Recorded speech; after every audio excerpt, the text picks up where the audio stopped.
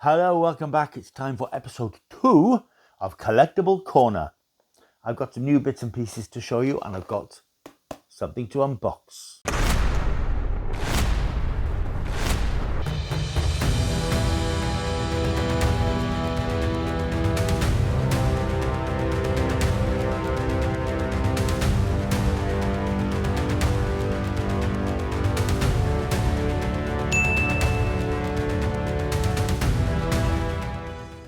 Hello, welcome back to my world of stuff. My name is Paul Mount. You're very welcome. Time for episode 2 of my newish feature called Collectible Corner, where I gather together all the odds and sods, the strange action figures and books and things that I've collected over the past few weeks. And when I got enough, I'd do a video and show them all to you, not including physical media, DVDs and Blu-rays, etc. That's now spun off into its own separate feature, although I do have some new things I could be showing you, which I've had in the last week or so, but I'm going to save them for another week because they should be quite interesting when they arrive. The stuff I've got today is quite interesting. As I mentioned, I've got something to unbox. It is actually opened. It came on Wednesday, I think, but I haven't taken it out of the box yet. So I'm going to unbox it and then unbox it from the box that it's in, if you see what I mean. We've got the usual mix of things. I've got Doctor Who related stuff. I've got a couple of comics, got a couple of books, a few interesting things which I hope will pass a few minutes for you. I will start off with one of the first things that I bought this last month. Another Doctor Who TARDIS. I'm hooked on police boxes. I love the damn things. I was lucky enough to be able to pick up one of the new character options sets that have been appearing in B&M bargains. B&M, as you probably know, are still the distributors of official Doctor Who merchandise, and although you can't these days find it in supermarkets and so on as you could in the glory days of Doctor Who, you can still pick them up in B&M if you're lucky, because they get in the shops very quickly and they go very quickly. Scalpers scoop them up and sell them for inflated prices on eBay. I don't do that because I just want to collect one for myself. So I've got the 14th and 15th Doctor's TARDIS. Nice sturdy looking figure, whereas previous TARDI that B&M have done have been just sort of static models and static figures. They've reinstated, as you can see from the little thing on the back there, the sound effects loops, which I think the previous ones have had the holes in there but without the sounds, but they've now reinstated the sound effects. And if you switch it on, there's a little switch at the bottom there, and as you put it down,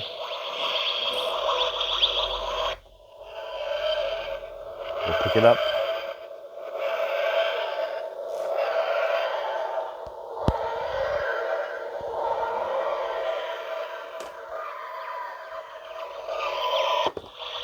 So there we are, and turn it off when it gets annoying. Nice sound action of the sound effect of the TARDIS, and if you flip open the doors, you'll see that inside there is what I think they call on a TV show a transom, which is basically a card sort of effect, a photographic blow-up of the interior of the TARDIS.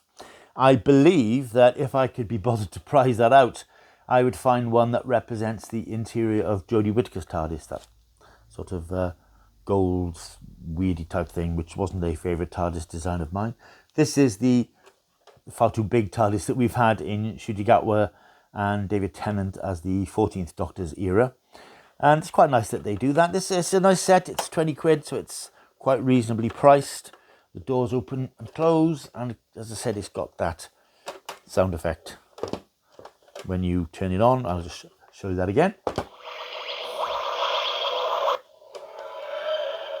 I think, if I recall correctly, the early TARDISes that came out when the show came back in 2005, they also had that effect. Doors are actually a bit of a sod to close. You need to close them a certain way, and they're a little bit stiff, but anyway, they do close. This is obviously a display model. Yeah, it's a classic Doctor Who design. Of all the Doctor Who iconography, this is the most iconic, I suppose, apart from maybe the Daleks. Speaking of which, I've been out looking for some new B&M figures. There are new items which are being released this month. I think there is the Special Weapons Dalek and Davros. They've been done a few times before. I'm not that keen on them, but there's a nice Revenge of the Cybermen set with a Cyber Leader, 2 Cybermen and a Cybermat. Can't track that down in South Wales yet, not found it anywhere, but I did pick up this one. This came out, I think, last month or the month before. This is the History of the Daleks set number 21. I won't open it just yet, but it does show you inside 2 of the Daleks with those sort of machine gun attachments that they had in Eve of the Daleks, which was transmitted in 2022, which was the period when Doctor Who wasn't having Christmas specials, but they were airing episodes on New Year's Day. This was a good fun sort of time loop episode with the Daleks travelling back in time and machine gunning people. I can't remember the intricacies of the plot now, but it was a good fun episode. And there's a nice 2 Dalek figures inside, and on the back of the sets you have something about the history of the story. They're nice packages, to be fair. They do these things very well. I'll be opening out and bunging them up on the shelf before too long. Moving away from Doctor Who just for a moment is the unboxing itself, the official unboxing of the thing in the box, which came on Wednesday. This I ordered from Corgi, and it is, as you'll see when I take it out of its big box, it's a replica, authentic 1960s replica of the TV series Batmobile, Adam West Burt Ward as Batman and Robin. And I remember having this, in fact, as a kid. I'm that old, back in the 60s when the TV series was at its height, by Corgi, and they reproduced it beautifully in this gorgeous box, this lovely colourful pop art sort of box. There's something rattling in there which has been bugging me since this arrived, but I haven't opened it to find out what it is. So let's do that together, shall we? I don't really want to damage the box too much because this will go on display. I've already got in my living room a shelf of Batman TV related type things. This will go up there to join them. I've got a larger version of the Batmobile, which I've never taken out of its box, and as you can see from the picture, a Batmobile and a couple of figures and so on. Oh, there we are, it opens that way. So it opens that away. I'm intrigued to see what is rattling, and it comes out eventually. Come on. There we are, it comes out like that. And there we are. Oh, that's rather nice. And that's Robin, who's flown out, he's been ejected from his seat. I can't remember these so well. God, I remember these before I show you the figure. I remember these little figures, these little Robin figures and Batman figures. Batman was such a huge thing in the 60s. It's another one of my nostalgia hunts to get stuff like this again. So there it is. It appears on this lovely sort of plinth type thing, display plinth. That's so nice. Look at that. Oh, it's the 60s in microcosm there, really, for me. The Batmobile looking gleaming, glistening. Batman and Robin, beautiful art illustration. There's a bit of text on the back there. And there's the actual Batmobile, as I said, on a plinth, but in a little plastic holding thing. It's a great design. What a fantastic design that was. It seems to have all the little attachment-y things that the original had, as far as I can tell. And it's got rocket launchers. It's got that metal blade. I don't know how these things come out on this. It's fully working. I don't mind really. Oh, what's that? Yeah, there we are. Little button thing on the top there, which extrudes the bat blade that Batman and Robin would use to cut through chains and wires and things. And there's the rocket launchers. And I believe that inside this little thing here, again, I'm trying not to tear it open, so I might not bother actually. I think there's an instruction thing and possibly things to the rocket launchers, but I'm not going to play with this as such. It is for display. And again, it's another simply a marvelous piece of 60s kitsch and nostalgia. Look, and it looks lovely. I just love the way they've got this thing that opens up there, and this will go on display on my bat shelf somewhere, looking something like that. I got this. This came out a few months ago, I think, and I've been thinking, I must get hold of one of those. And there was just a flash 20% off sale. It was 20% on Corgi last week, so I thought, now's the time. So very pleased to get that. I'm not in my second childhood, by the way. I'm in about my 12th, I think.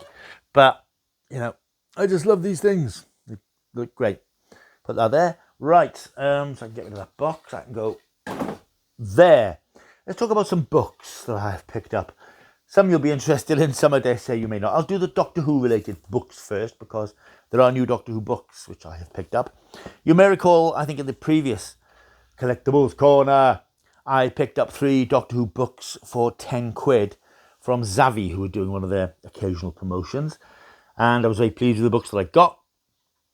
And I picked up some more. I went back in. They had another selection. A couple more were added, and I picked up 3 more. The ones I picked up are, 2 of them are from the Puffin range that they've been doing. Hadn't paid much attention to this range because it seemed a bit twee, the idea of the Doctor becoming involved in fictional events with classic literature. But I did enjoy the Frankenstein one I read a couple of months ago, which had Christopher Eccleston as Doctor and Billy Piper in a riff on Frankenstein. And I picked up these two. And bearing in mind, these were 3 for £10, and the cover price on them is £6.99.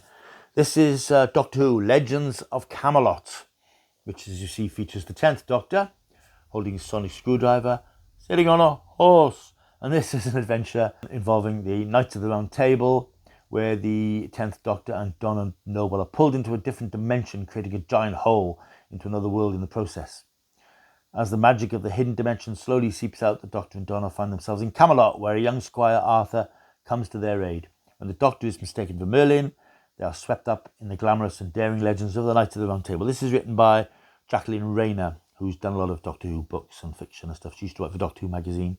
Yeah, she's a pretty good writer. I think I've read some of her stuff before. So it's always fun to revisit the Doctor and Donna from classic modern Doctor Who. I think, read the first chapter of this, and it looks like a bit of a romp. The second one I picked up is by Paul Mars, and it's called The Return of Robin Hood.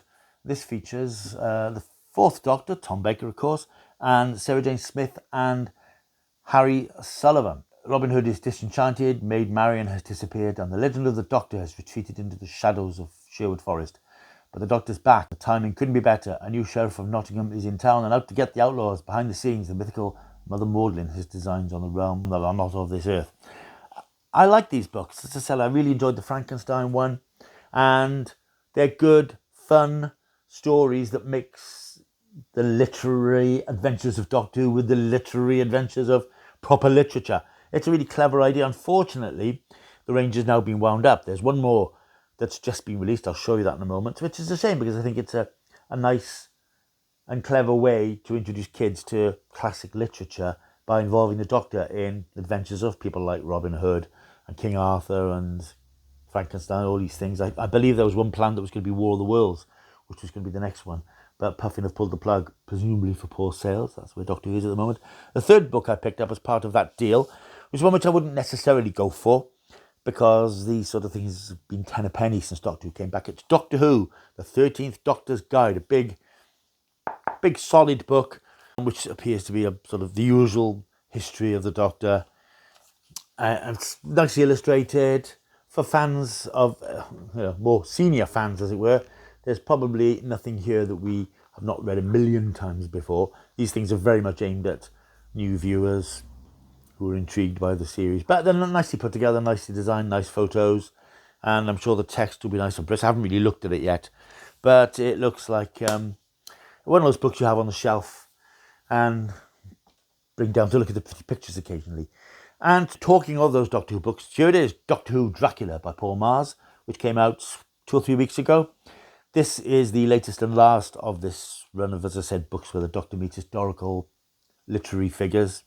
And I've read the first couple of chapters, really good fun. It's the first Doctor, William Hartnell and his companions Ian Barber and Susan pitching up at Whitby. And of course that has Dracula connections. So I'll be cracking on with the rest of this week. I'm reading something else at the moment, but I'll be going back to this very soon. Just good fun, really good fun books. And it is a shame that this series is being wrapped up, but it's a commercial decision, I'm sure. But it's been a nice... I haven't got all of them. There's a couple I haven't got. So I might get around to picking up the rest of them just to have the set. Talking of books, here's something that won't interest many of you, but this is one of my, I would say guilty pleasure, but I think if you enjoy something, it's not necessarily something to feel guilty about. It's the latest book in the #1 Ladies Detective Agency series by Alexander McCall Smith. Many of you may be going, what? What's this? Where's Paul? Who is this bloke who reads weird books?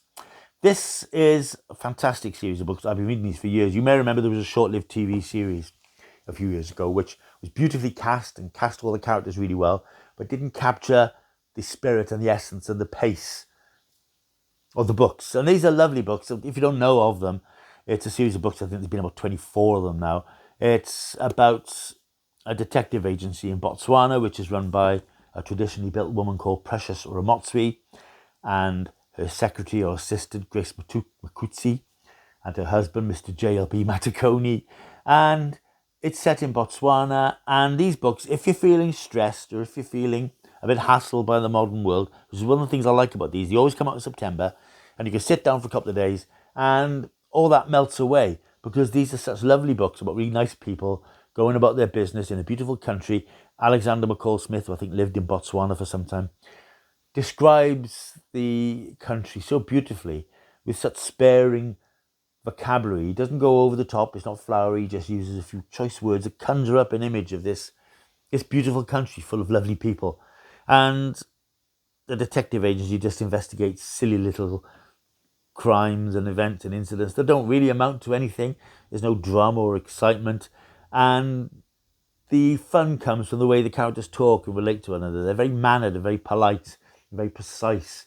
They're just very quirky, fun little books. I've been reading them for years, and it's always something to look forward to when a new title comes out, and I'm about halfway through this one at the moment. It's called In the Time of the Pumpkins, or The Time of 5 Pumpkins. Hope you're still there. And another book, in fact, is this the one? It's the last book. Picked this up in a charity shop, totally different to that one. That Mammoth Book of Apocalyptic Science Fiction. A bunch of short stories, end of the world stories by Stephen Baxter, Alistair Reynolds, Corey Doctorow, Robert Silverberg, many, many more. A vaccine threatens to turn into a virus that could wipe out mankind. Will the internet destroy civilization or save it?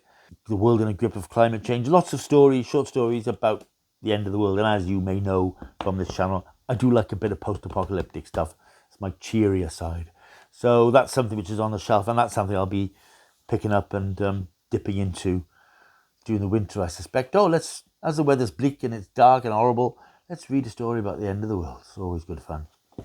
That's nearly it. Comics. I got some comics. For those of you who may be wondering why there's no new comic stuff, only 3 comics I've picked up. I thought I bought some more, but something happened with the transaction. There's a couple of people on Facebook who every weekend put up some new old classic comics, and I will occasionally pick up a few. And I picked up 3 copies of Marvel Team Up Spider-Man, teaming up with other Marvel characters from the 1970s, 80s, my period of Marvel comics. This is number 60, Spider-Man and the Wasp. This is, in fact, part 2 of a story, so I don't know what happened in the first part. Number 56, Spider-Man and Daredevil versus Electro. I read that, and that was quite fun. Electro attacks the Daily Bugle. And Spider-Man and the Human Torch in issue 61. I've said before, these are just all part of my nostalgia fix, just going back and picking up scraps of things here and there that remind me of when I was a kid and the things I used to buy when I was a kid. It's just it's something warming and comforting about connecting with those things that I used to like when I was a kid. And that's pretty much powers most of my collecting stuff these days. So that's my new bits and pieces. I hope you enjoyed this little look at my new arrivals, Doctor Who stuff particularly. So there will be a new physical media update, I would imagine, in the next week or so. I know I've got a few new discs on the way. I've got 4 already. I've got another one coming tomorrow. There's some other stuff in the near future. So hope you enjoyed this little quick run through my new odds and sods. Not thrilling, not exciting, but just new stuff that's cluttering up my world. Thank you for watching. I hope you enjoyed the video. If you're new here, why not think about liking and subscribing to the channel? Since I've been ill last week, subscriber numbers have grown to a halt. Absolutely grown to a halt. In fact, views have grown to a halt, which is just a reminder of how you've got to keep pumping out stuff on YouTube to keep people interested. It's exhausting, but it's fun. So if you are new, why not like and subscribe to the channel? Stick around. I do things like this. Collectors' corners and physical media updates, the odd unboxing, reviews, classic TV, classic films, Doctor Who. It's your one-stop shop for all the best classic cult and film TV stuff. So why go anywhere else? Like and subscribe. Click on that if you prefer to. I will see you soon, but until I do, keep taking the stuff.